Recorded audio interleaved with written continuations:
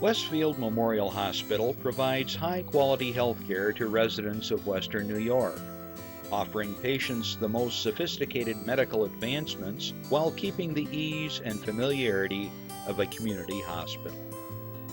Support for Chautauqua Sunrise has been provided by WRFA 107.9 FM, Jamestown's public radio station, streaming online 24/7 at WRFALP.com. Low power to the people. Meter's Restaurant, a family tradition for over 50 years in downtown Ripley, is a proud supporter of Chautauqua Sunrise. Meter's provides all-day dining, banquet services, and custom catering, specializing in pie. Funding for Chautauqua Sunrise is provided in part by the County of Chautauqua Industrial Development Agency, with offices in Jamestown and Dunkirk, helping businesses to prosper throughout Chautauqua County. For more information on how the CCIDA can assist your business, visit choosechq.com. From supporting people with disabilities to enjoy great lives, to providing health care services that are available to anyone, the Resource Center has been improving our county for more than 60 years. Learn more about how the Resource Center makes a positive difference in people's lives. The Hofbräu House in downtown Buffalo invites all our friends from Chautauqua County to experience craft beer, Bavarian food, and live entertainment. Check us out on our Facebook page and website for family-friendly events throughout the year. From the Access Chautauqua Studios in Mayville, it's Chautauqua Sunrise. Chautauqua Sunrise is hosted by Doc Hamels and supported by the award-winning volunteers at Access Chautauqua.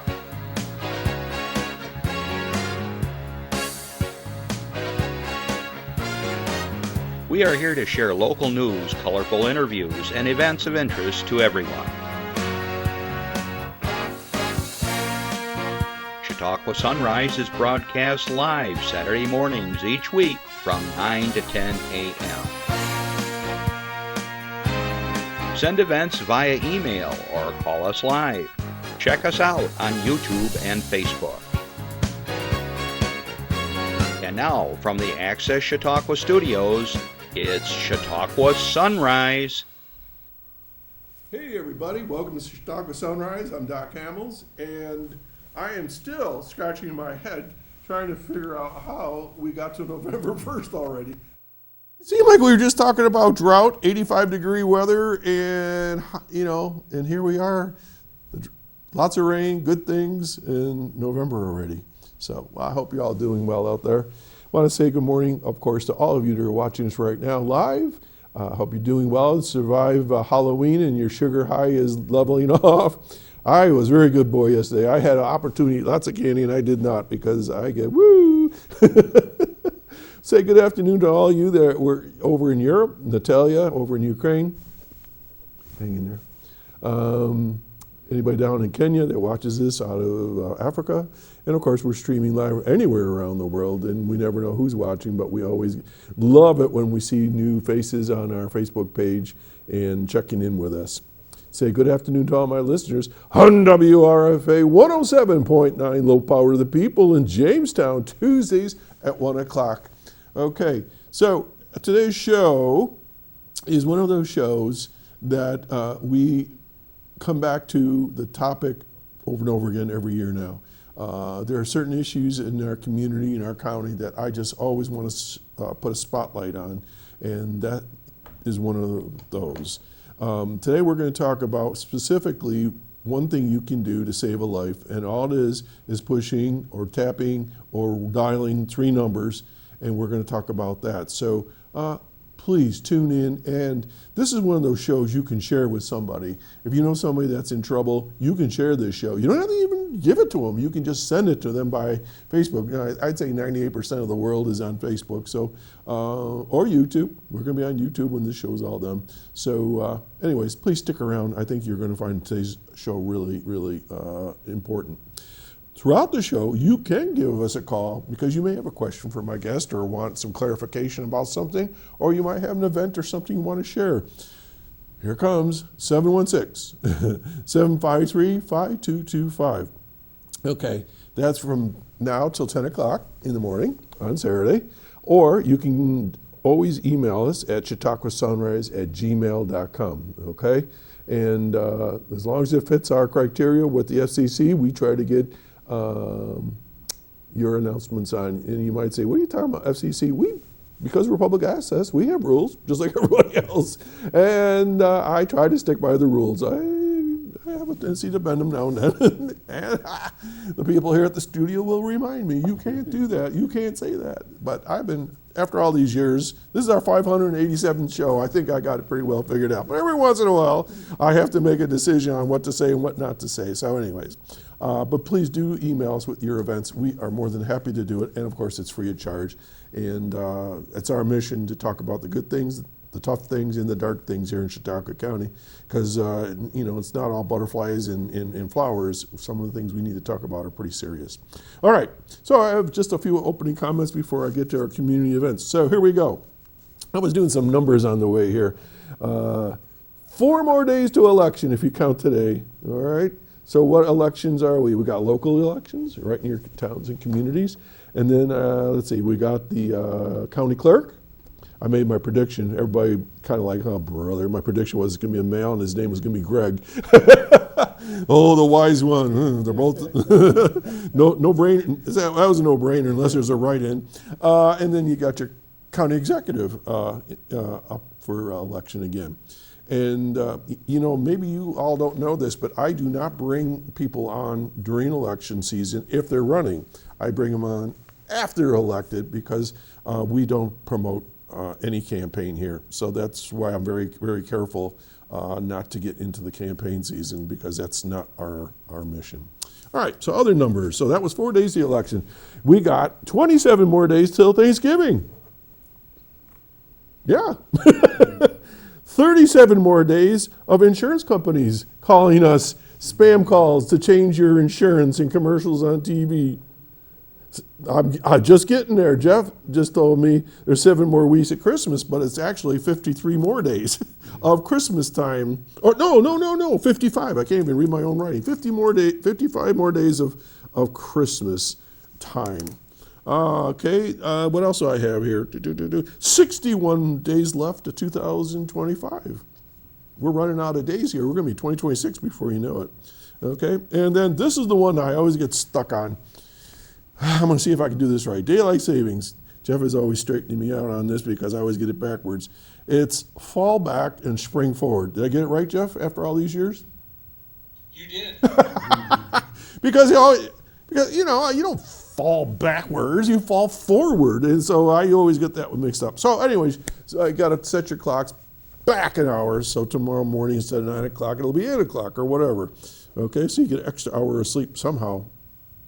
Although my dog gets up at the same time, same moment in time, regardless of what the time is. Okay, so that's kind of cool. And then, let's see, what else? All right, so I want to get to some announcements, and we'll go from there.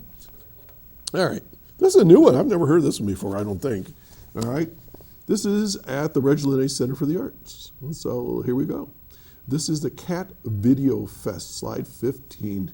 I don't All right, I'm just going to read it. It's a collection of latest and best cat videos. I didn't know. I didn't know there were things like this. We'll show the Reg Linnaeus Center for the Arts next Sunday at November 8 at 2 p.m. The collection of shorts were culled from countless hours of unique submissions and sourced animations, music videos, and classic internet powerhouses. The fest is family friendly. 10% of ticket sales will benefit the Chautauqua County Humane Society. What a great idea. Who will be in the lobby with some of their adoptable feline friends who are looking for their forever homes. Not my word, that was there. I was very clever. Cat Video Fest is 75 minutes long. Tickets are only $7 for children age 12 and under, and $10 for adults. So if you're a cat lover or just want to have some fun, get out there and go to the Cat Video Festival. For tickets, call them 484-7070, and you always can go to the box office on Monday, Wednesdays, and Fridays from 12 to 5. That's a new one. All right, what's this one? All right, this is a tough one, guys. All right. I got this notice from, I think it was the Office for Aging. I'm not sure. All right, so here we go. This is a government shutdown notice for SNAP recipients and federal employees. All right, so I'm going to go through this very slowly, so I want you to listen. And if you have any questions, let's see, there is a phone number to call, and I'll give that to you in a minute. So I'll just read it. The Jamestown Farmers Market is committed to ensuring that everyone has access to fresh and local food. They will offer $15 in vouchers and per person, $15 per person to SNAP recipients and federal employees who may have limited access to food as the government shutdown drags on. With the government shutdown, the Jamestown Farmers Market is committed to ensuring that you get these things. All right, so this is going to take place today, all right? Today, November 1, starting right this minute. They're already started like 10 minutes ago, from 9 a.m. to 1 p.m. Where? The basement of St. Luke's Episcopal Church at 410 North Main Street. St. Luke's Episcopal Church at 410 North Main Street in Jamestown. How? Come to the indoor market, show your EBT card and SNAP determination letter or current federal staff ID. Get your vouchers while supplies last, all right? So again, that's today from 9 to 1 at St. Luke's. All right. Let's just see here, what else you got here? So you'll get a $15 Jamestown Farmers Market bucks to use on any SNAP eligible food items at the Jamestown Farmers Market. Let's see here. There's something here called exchange benefits. If you do have a balance on your EBT card, you can always double your money by exchanging your benefits for wooden SNAP tokens and Fresh Connect checks, $50 maximum per day. Okay, and of course, shop. It says buy your groceries and support local farms. All right, so 410 Main Street, St. Luke's Episcopal Church. Now, here's the number. Ready? 716-640-2173. 716-640-2173. I think this is the first I've ever had to read that sort of announcement, folks. It's getting serious, and please, there are a lot of food pantries out there, and there's people that are going to be in need at the rate things are going. So please be generous, especially this time of year, and we'll leave it there. All right, this next one is an interesting one. I've never read this one before. The Northern Chautauqua Community Foundation is seeking an enthusiastic and motivated individual to serve as their Ralph C. Wilson Jr. Philanthropy Fellow. Now, let me just do a quick aside here. The Ralph C. Wilson Jr.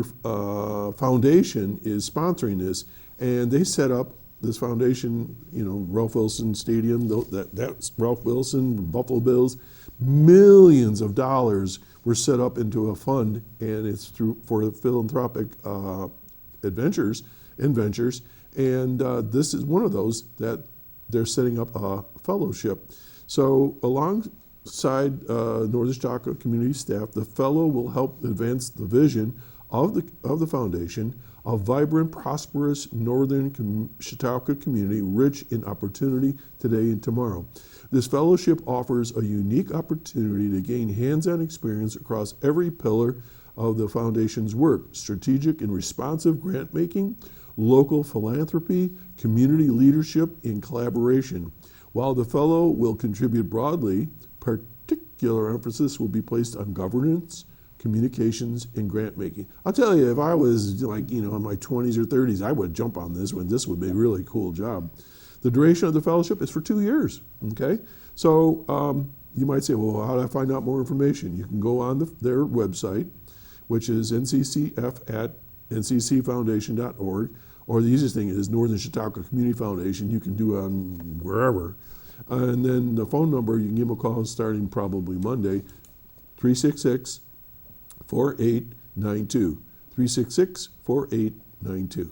All right, so that is an opportunity to become a philanthropic fellow working with the Northern Chautauqua Community Foundation. Okay, check that out. All right, let's go on to slide 17, Jeff. This is called One Laugh at a Time, a National Comedy Center Memory Cafe event. We've been announcing these right along. I hear they're really fun. Caring for someone with memory loss takes strength, and sometimes a shared laugh can make all the difference. That's why the National Comedy Center hosts a free memory cafe on the first Monday of each month, designed for individuals living with dementia, Alzheimer's, or other memory-related conditions, along with caregivers, family members, and care partners. I know a lot of times we laugh about, oh, I forgot this, or I went to the kitchen and I forgot why I was there and I had to start all over again. Well, we're talking serious memory loss here, okay? The next Memory Cafe will take place on Monday, November 3, so that's 2 days from now, offering laughter, companionship, and the joy of community as they honor this day of rest and reflection. These monthly gatherings create meaningful experiences for individuals living with memory loss while offering caregivers.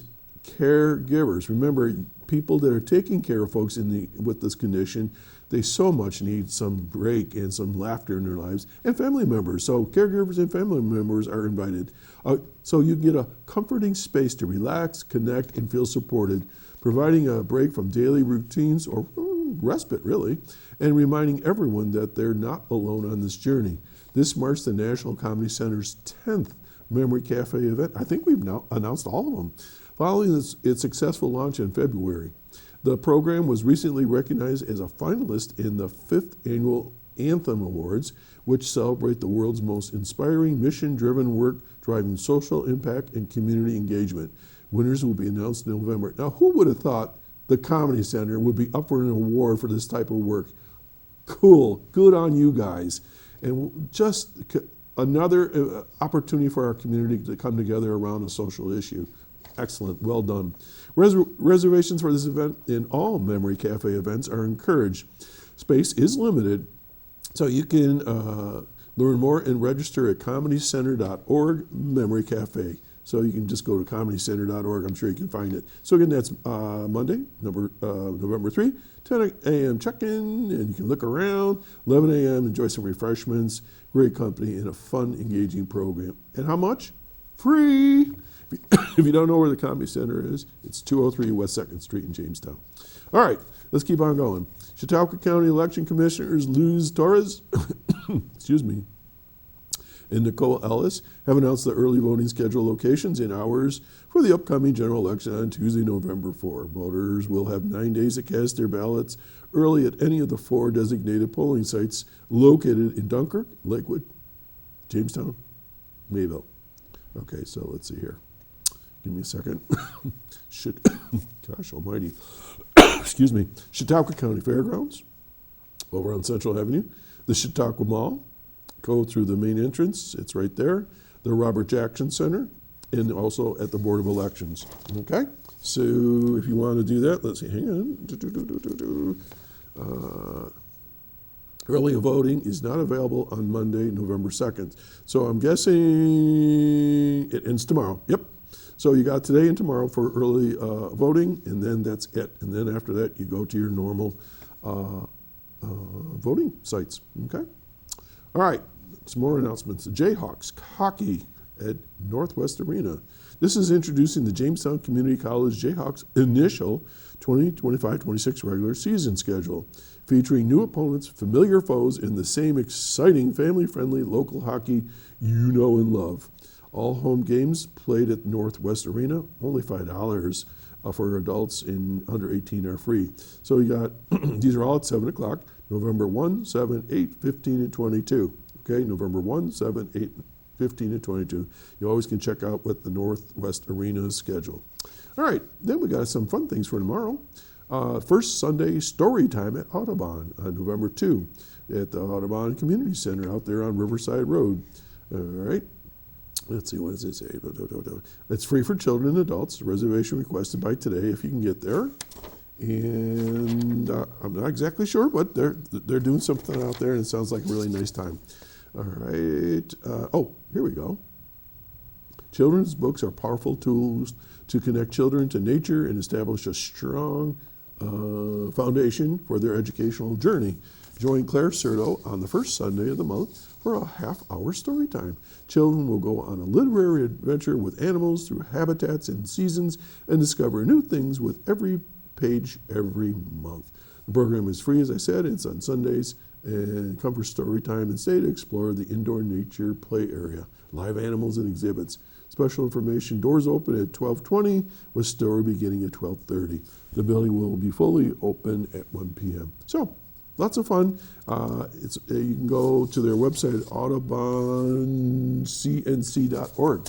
All right, that's it for now. So we're going to take a little break and we'll be right back.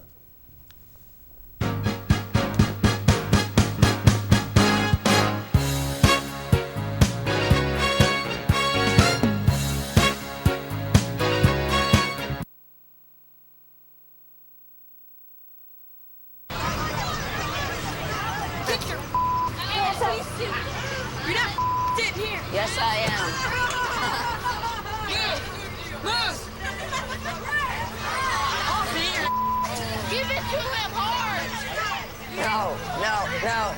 Every day, kids witness bullying. Why are you stabbing me with it? No. They want to help, Ow. but don't know how. Oh, you got... Teach your kids how to be more than a bystander. Visit stopbullying.gov. Okay, well, hey, there I am. We got gremlins in the system today. All right. Today, I want to welcome back to the show someone that's been on my show a number of times, and we just keep developing and expanding our discussion about things. Welcome back, Jeff Winton. Thank you very much. You have been everywhere. Holy cow. I get your newsletter, Rural Minds, monthly, I believe. Yep. And I looked at it this month and I go, do you sleep? Well, being a farmer, fortunately, I don't need a lot of sleep. So I'm not a farmer. I need 8. I get about half that. Oh, jeepers. So welcome back. Yeah, And thank you. we really wanted to shine a light on it. And this month is a special month, right? Yes. And it's called? This is National Rural Mental Health Month. And so our organization is the only national nonprofit organization that is focused on mental health equity for the 46 million people that live in rural America. We are national in scope, and actually, I just came back from Germany last week, where we're looking at some international programs now. Because You were in Germany. I was in Germany. Where in Germany? Wiesbaden, Germany. Wiesbaden. About a half hour from Frankfurt. I flew into Frankfurt. North or south? You know, I don't know. It's a good question. Well, I only just because went I've from the been airport to Germany probably a dozen times. Yeah. So Well, it's not far. It's technically a suburb of Frankfurt. All right, so it's in the west corner. Yeah. Sort of along the edge there. Yeah. You know, when you go to these meetings, you go from the airport to the hotel and back. Yeah. Oh, I know Germany quite well. Yeah. So unfortunately, I didn't have a chance to spend much time there. I wish I would have, because it looked like a beautiful area, but we're very involved in a lot of things happening in Washington right now. So as soon as I got back, I had to turn around and head down to D.C., which I'm going back again this coming week. When you were in Germany, was this like an international conference?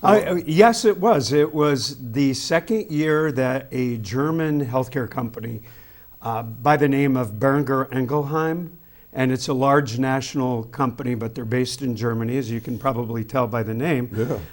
And they brought together a number of us who are mental health advocates from around the world. So they had the same meeting last year in Lisbon, and Rural Minds was honored to be invited. And we Nice. were Congratulations. Thank you. We were invited back this past year. So there were a handful of us from the U.S., but there were people from China, Argentina, Japan, the United Arab Emirates, Sweden, the UK. Holy cow. I mean, it was a big meeting and very well done. You got more coverage than I get when I stream live. Here, I thought we were doing pretty good. Wow. Yeah, well, it's, again, as I said, it's a big international company, and they're very committed to mental health and equity across all countries. So, but it was especially meaningful for us because, and your PSA you just showed was a perfect segue into a program that we are launching right now at Rural Minds, which is focused on rural youth. And they are one of our sponsors of this program, Boehringer Ingelheim, the German company. So one thing, again, instinctually, you know this, you live here, I live here, I grew up here, but young people have additional challenges that grow up in rural areas as opposed to suburbs and urban areas. And some of the statistics, Doc, that have been released by the CDC recently really shine a light on this growing issue we have. So young people, like young people here in Chautauqua County, are 75% more likely to die by suicide than in urban and suburban areas. 75% greater incidence. So we obviously have a growing tragic situation on our hands. And that number has risen 74% in the last 12 years. So we're going the wrong way. The trajectory is going the wrong way as it relates to this issue.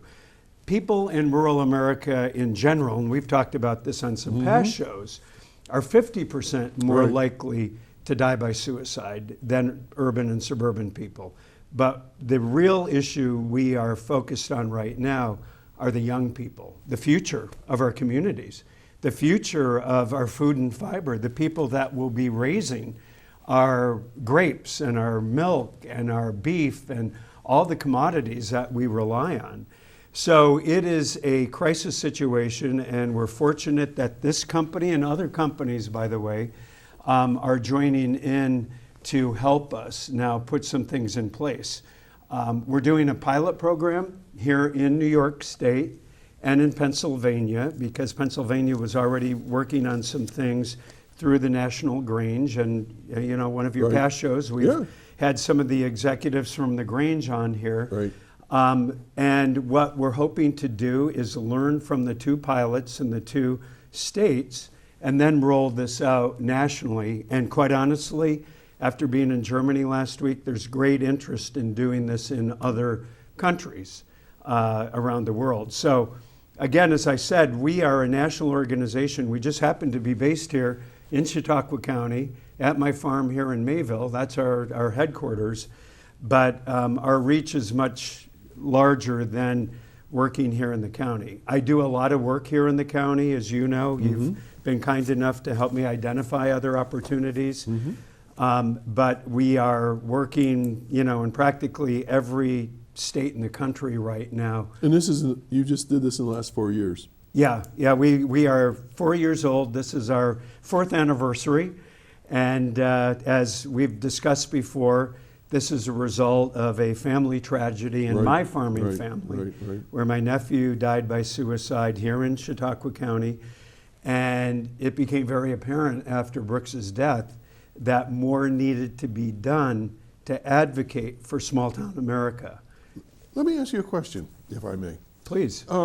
So there you are sitting with all these people from around the world on rural health. Rural health? You know, all those countries, same topic?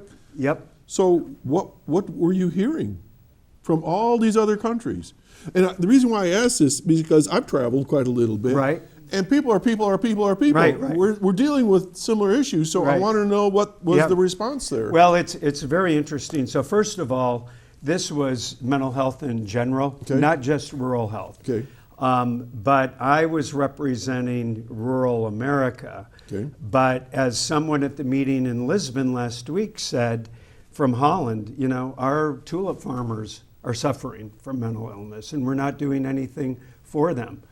The delegate from Sweden said that the reindeer farmers up in the north part of the country, where my mom's family's from, they're struggling.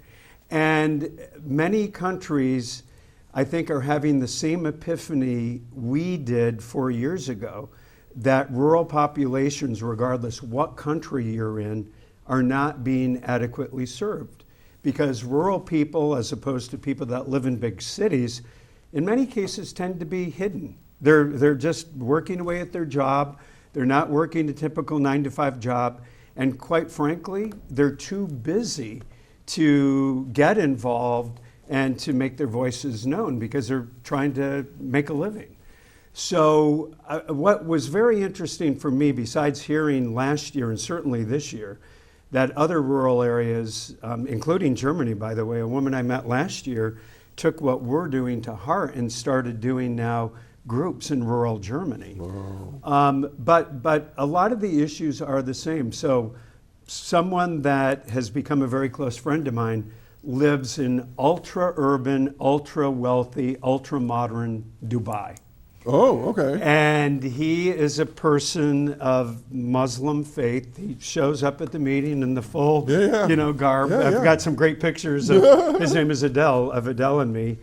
And the issues that we face in rural America are very similar to what he faces in Dubai. And that at first doesn't seem to make sense, but the stigma is the unifying factor, because he said in a country like the UAE and in a place like Dubai in particular, everybody is wealthy, everybody is successful, everybody seems to have it going, but deep down they don't. And he talks about his own lived experience. Wow. So they do not talk openly about mental illness like they should in Dubai, and certainly that's the same situation we have here in rural America, because people are ashamed, they're embarrassed. And one of the things, and we're very hopeful that the young people that we're involving now in our new program are going to help us turn this corner.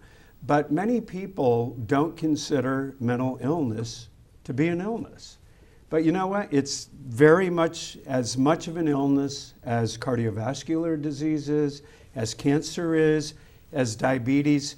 And we talk openly about other diseases. We talk openly about other therapeutic areas, but we still aren't at a point where we are comfortable talking about depression, talking about schizophrenia, talking about PTSD. We need to get people comfortable being uncomfortable and talking about these, because our premise at Rural Minds is if we can get people comfortable talking about their issues, they will seek help. And help is available. It may not be as readily available in a rural area like we live and work in, but it is available. But first you have to admit you have an issue, because people are very good actors and actresses. And that was certainly the case with my nephew. We had no idea he was struggling in silence until it was too late. I'm sitting here and I'm thinking, when I was growing up, how we responded to these folks.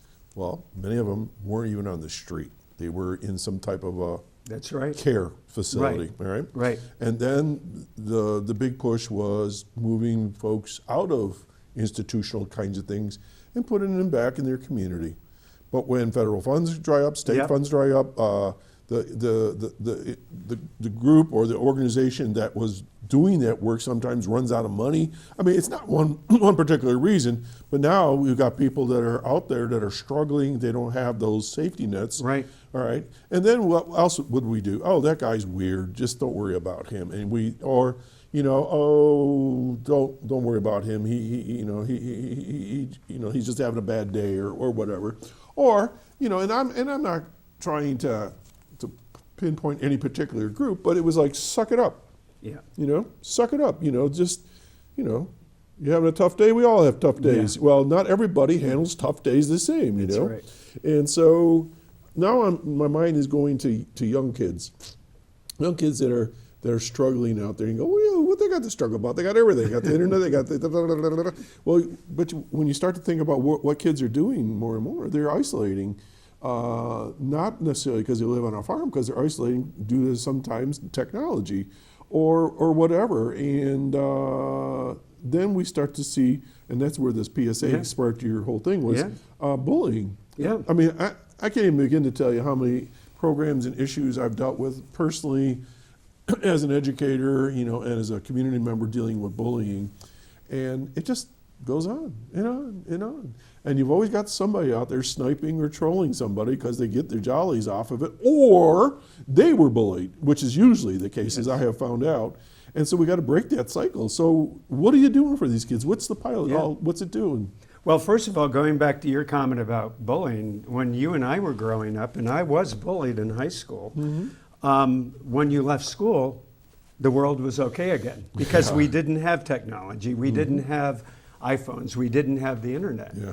But now we have young people getting bullied in the school setting, and we've got a growing issue and we've got schools involved in our new rural youth program now, where kids are getting bullied and even attempting suicide during the school day. It's not even when they get home, it's during the school day on the school grounds. But then they leave and they never really leave, because then the bullying either continues by the people that were doing it in person. Who's next? Or by someone else that they may not even know. By bots, by AI. I mean, it's a crazy situation. And so the bullying is a key part of what we're hoping this rural program, the youth program, will address. And you know, it's interesting, Doc, when we first started talking about this, because we talk about mental illness, and the young people that we have on our steering committee, which are representative of the people we're trying to reach, said, please don't call it mental illness, please call it mental wellness. Oh. And you know, words matter. Yeah, they do. And for young people, they would rather focus on the positive. They would rather focus on the end result as opposed to the problem, unlike, you know, what my generation does. So this is a peer-to-peer program that we're launching, and we're working in conjunction with other rural youth groups like the 4-H, FFA, the Grange, New York FarmNet, which we've talked about before on your show. Yes. And again, we've got some school administrators who have a heart for this because they see this happening in their rural school districts, including right here in Chautauqua County.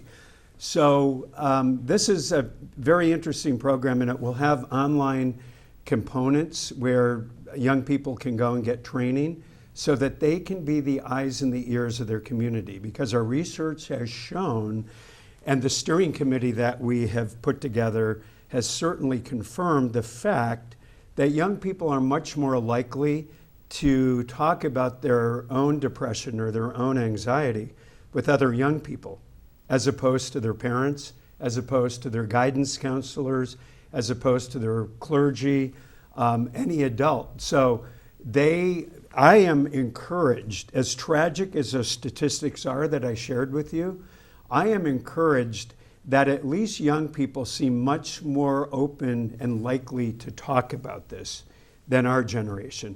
And again, we're probably about the same vintage. So you remember when we were growing up, nobody talked openly about cancer. Both of my grandmothers had cancer at the same time when I was a teenager.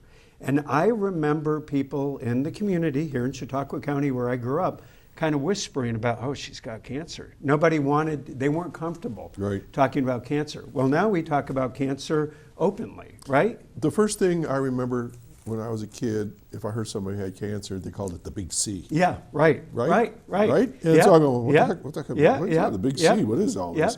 Yeah, I mean, they just couldn't say the word cancer. No, that's right. Right?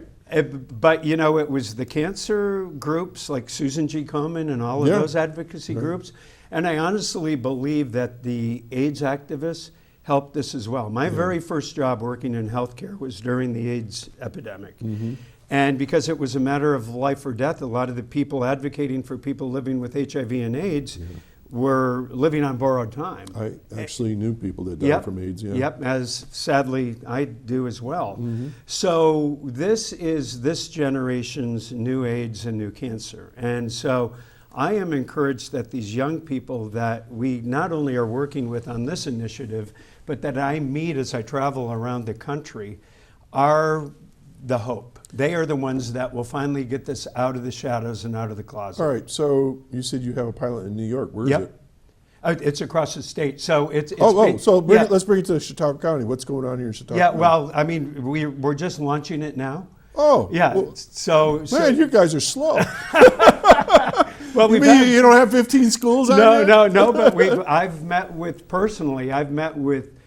2 schools already here in Chautauqua County that are both very interested. Good. But we are, in the process of getting this kicked off. There's much more that we'll be talking about, but a lot of it will be virtual. As I said, we've worked with Northwestern University in Chicago on an online program that will help young people be prepared for when they see and hear that someone is struggling. And a big part of the work we do, Doc, and we've talked about this in some past shows, is if you see someone that you believe might be contemplating suicide, the best and first thing you should do is confront it head on and ask, are you considering killing yourself? You know, in that PSA, there was a kid that was standing there doing nothing. Yep. Okay? We've all been that kid, Yes, right? we have. And believe it or not, it took me a while to get there, but I actually did not keep that role. I actually became, Yep. knock it off, leave Yep. that person alone, Yep. separate. Yep. And even to this day, sometimes I find myself being a referee Yeah. among adults. They say, enough. Yeah. You know, Yeah. you've beaten this person into the ground, you know, physically, not physically, mentally, Yep. or emotionally, and we need to do that. Yeah, we we need do. to step in. We do. You know, and then, so if schools or people are interested in this program, again, how do they get hold of it? Well, they can go to our website, which is ruralminds.org, and they can also contact me, and I'll give my email address. It's Jeff, Jeff, at ruralminds.org. We're young enough and small enough. I'm the only Jeff right now. So Jeff at ruralminds.org. And on our website, ruralminds.org, there's an 800 number people can call as well. So we've got new materials that are being developed. We have a program we've talked about in the past that's more geared towards adults, the resilience program. So now many of those materials we are making relevant to younger people. So we didn't necessarily start from scratch because we already Right, had. we all do that. Yep, you got to foundation. get somebody. That's right. Yeah. That's right. Why, Yep. why reinvent the wheel? And again, we don't have time to reinvent the wheel. Right.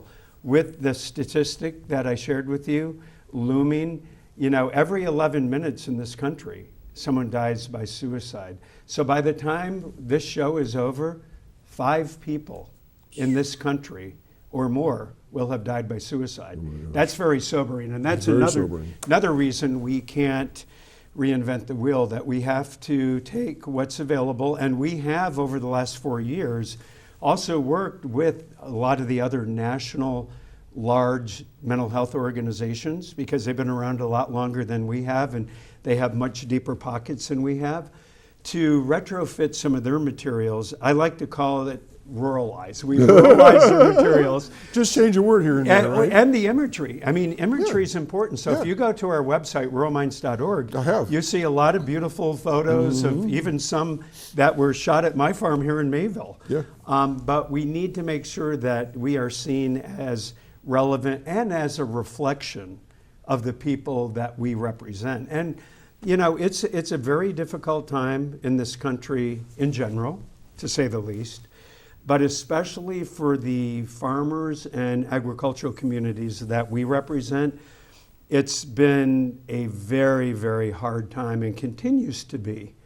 And so the young people, the children and grandchildren and cousins and nephews and nieces, in my case, of the adults in rural communities are feeling the same stress that the adults are feeling. So it's kind of a double whammy. It's not only the bullying that's taking place and the other things we've talked about, but it's the current events that are impacting our country. Okay, and you and I talked about we weren't going to get political because we don't, but we can talk factual. Yeah, All right. absolutely. So let's talk about farmers here in Chautauqua County. All right. I know farmers that grow soybeans. I Yep. do. Yeah, I do. I'm sure you do. They're the little things that you see on the ground as the truck leaves and it's dropping. All right. So my understanding is that there is little or no market left on the international level for farmers to sell their soybeans. Is that true or Well, false? soybeans account for $47 billion worth of farm income. I would never have guessed that. Billion with a B. Yeah. Especially you get out in Iowa, Nebraska, Okay. Kansas, Illinois. Yeah, yeah. So 47 billion, half of that historically has been exported to countries like China. And then of that half, another 12 to 13 billion, again with a B, has been purchased by China. But because of the trade war and the tariffs that we have And these are facts. These are facts. This is not I am not putting any quoting- opinions on it. This quoting is exactly what's happening. facts from the American Soybean Association, government agencies. I'm creative, but I can't make up facts, right? Yeah. So I'm just repeating the facts. Yeah, the facts. And so our biggest purchaser of soybeans was China. But up until this week, since May, China has bought zero. Last I know, they were harvesting soybeans in the last couple of weeks, right? Yes, we're finishing So the harvest. what happens to these soybeans? I talked to a farmer the other day who said, we've got them in storage, we don't know where we're going to sell them. And so what's happened, and again, I'm talking factually now, we have given Argentina, the U.S. government has given Argentina $20 to $40 billion, depending on who you talk to, to basically stabilize their country.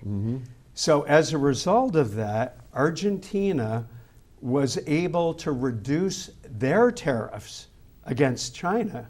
So guess what? So now the soybeans that American farmers were selling to China are being purchased by China from Argentina, the country that we just gave all the money to.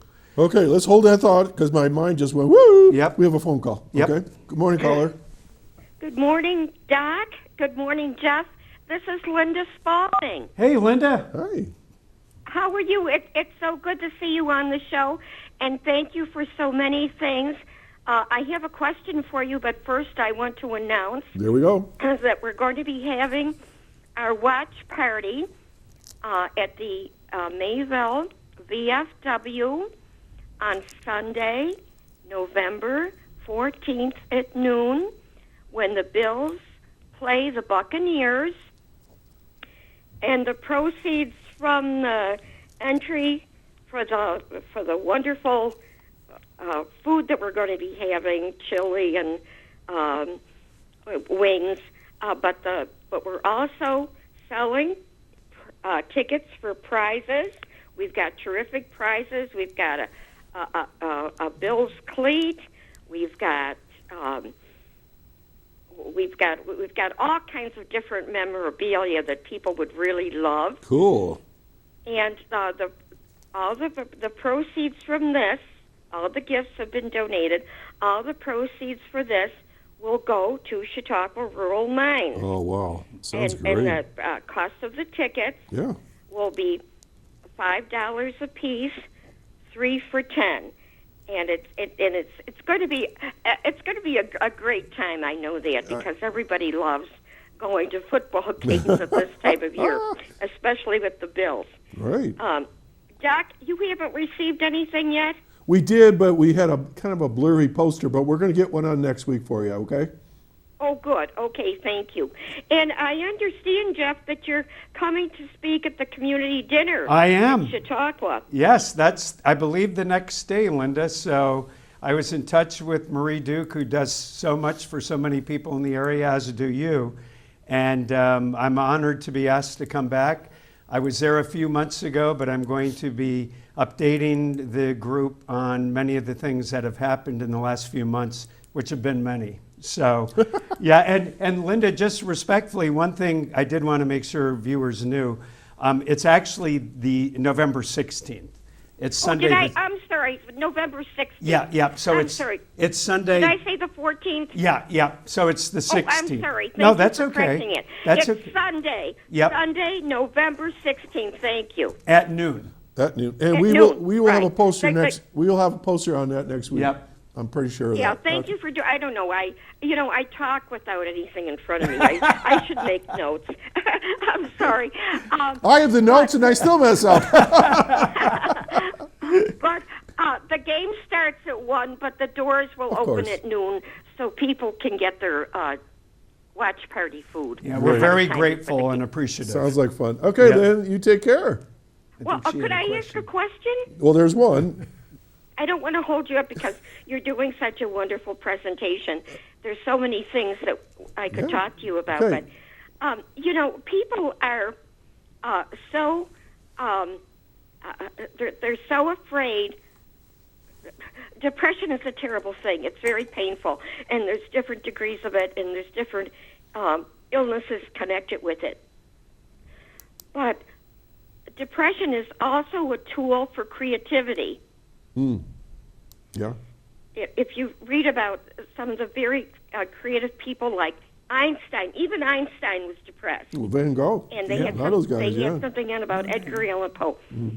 Oh, do you think that in some cases when people don't have severe depression, that they should be encouraged to accept it and work with it in a positive way? Oh, without a doubt. It's just part of the human experience. And the one thing, Linda, that many people, again, don't necessarily realize or don't want to accept is that there's a genetic predisposition. Yes. Just like there is to heart disease and cancer and other physical illnesses. So many times, these mental illnesses run in families. And that's why it's so incredibly important that families be transparent and candid with each other.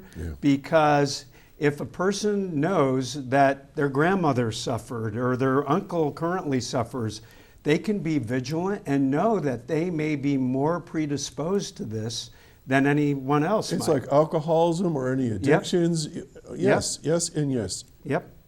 Yep. So very good question. And to your comment about the artistic point, these folks that I met in Germany last week, or I had met the year before in Lisbon, many of them are very talented artists, and that's how they express who they are. And they actually had an exhibit of some of these pieces of art that if I had had room to carry them back on the plane from Germany, I would have brought back myself. But you do find a lot of not only artists, but a lot of musicians, a lot of other people that have incredible talent. Expressing their pain. Yeah, exactly. So, right. great Thank question. you. We'll see you in a couple weeks, Linda. Okay, thank you very much. Thank you. And have Bye-bye. a great and wonderful week. Thank you. You too. Bye-bye. Bye-bye. Great conversation on that. Okay, so let me see if I can draw some dots and lines here. Yeah. So again, we're saying because of the world stage right now, soybean farmers, grape farmers, cabbage farmers, whoever is raising products, even beef cattle. I know there's issues out there. Huge. And I'm not going to digress because I can't speak to it, but I just hear things. So if they are struggling and they are not getting the normal income, that means the kids aren't getting necessarily the new clothes. That's correct. Or they aren't going to the movies, or they're not going to get the new technology or the new and best iPhone. Right. Now you are setting those kids up for targets for bullying. That's right. Am I wrong? No, you're absolutely It's tough right. enough, being a teenager and being gangly and goofy looking. I've been there. But I mean, now you're superimposing some economic things on kids that they can't escape. And most young people are very sensitive, and if they see their parents struggling, that can have a huge impact on them. But you're right, a lot of the farmers, including here in our county, their markets have dried up. They have no place now to sell their products, especially in the case of some of these grains we've talked about. As you said, now we supposedly are going to start buying beef from Argentina. I don't understand. The country, again, we've given up to $40 billion to. The other issue that we're dealing with here in agriculture is the lack of help. Labor has always been an issue in agriculture, because it's a very labor-intensive occupation, and I know full well having a dairy farm.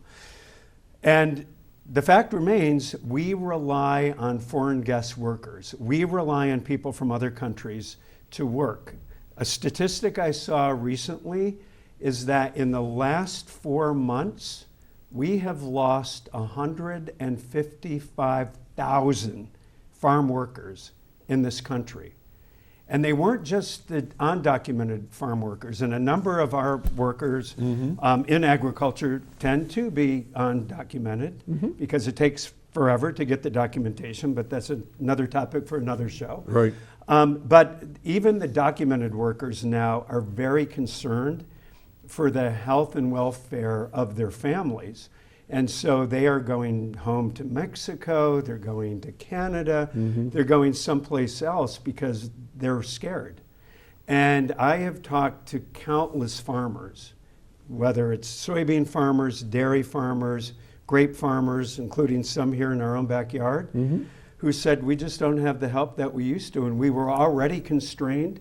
So the labor issue, because of immigration reform, is having a major impact on rural America. So the farmer's really getting whammied by like all kinds of directions, it sounds like right now. And then we've got the Medicaid cuts. So you had your promotion on the SNAP benefits and what the good folks in Jamestown are doing. But, you know, Medicaid cuts and some of the things that are happening, and I just had a letter 2 weeks ago that was published in the Washington Post on this very topic that talked about the disproportionate impact that the Medicaid cuts are going to have on rural America, because many of the people that live in rural America, including some of my neighbors, some of my own family members, rely on the Affordable Care Act and a number of the other things that currently are in place that are threatened, that are more than likely going to go away next year. So it's a perfect storm right now in agriculture and farming. And because we're focused on the mental well-being and mental health of all rural Americans, but we do a lot of work, as you know, in the farming community, I am especially concerned about the exponential rise we're going to see in not only mental illness, but also suicide ideation. I am very, very concerned. Okay. I mentioned that someone could save a life or their own life by pushing 3 numbers. Let's talk about those 3 numbers. Those 3 numbers are 988. This is a program that was launched 3 years ago in June that is a nationwide free confidential helpline where no matter what time of day or night, you or a loved one, it doesn't even have to be the person struggling, it can be a family member or a neighbor, can call or text 988 and you will be immediately connected with a trained mental health counselor. Last time you were on the show, that was under the gun for being cut. What happened? Yeah, well, portions of it have been cut because of the government action. Yeah. There was a portion of it that was focused on LGBTQ individuals. Oh, okay. That was cut. All right. But the line itself, the 988 number itself, is still, for now, I mean, Still anything there. could happen, Okay. but it still is in effect. And the beauty about this number is after the crisis passes, after you get through the darkest of the time you're calling about, these individuals will help you find resources in your local area that will help you continue to heal and get the help that you need. So it's a life-saving number that I think most anyone can remember, even me, 988. Yeah, Yep. yeah. So Okay. please pass that number on, but thank you for bringing that up, and we'll make sure you have some visuals for that. in the Jeff, future. we're down to less than a minute, so I'm going to let you just talk and be quiet. Yeah, well, thank you. I again appreciate your dedication to this topic, Doc. We are, as I said, in a crisis situation here in America in general, but in rural America in particular. And the fact that you've had us on a number of times means a great deal. And we will continue. Well, thank you. And again, besides 988, please feel free to go to ruralminds.org or to email me correctly, or directly or incorrectly. It would help if you're emailing It's not me easy correctly. talking on the Saturday mornings, is it? You guys all laugh at me. Especially after all that Halloween candy. But thank you. I'm grateful Absolutely. and appreciative. You are very welcome, and we will continue to shine a light on this matter. And like you said, our neighbors are just, they're in this, Yeah. you know. And that's Chautauqua County. I don't even know what percentage we are ag, but it's a lot. It is. And I know a lot of people that are in the business. All right, well, Jeff Winton from Rural Minds, thank you. Keep up the good fight and keep us posted. Send us flyers, whatever. We will do our part here. Folks, I hope you found this of interest, and you will remember 988, and you will contact Rural Minds if need be. Don't be shy. Even if you just listen, go out, read, whatever. Save a life, save your own. take care. We're going to do this all again next Saturday morning right here on Access Chautauqua, 1301 on Spectrum, YouTube, Facebook, forever and ever. Bye now.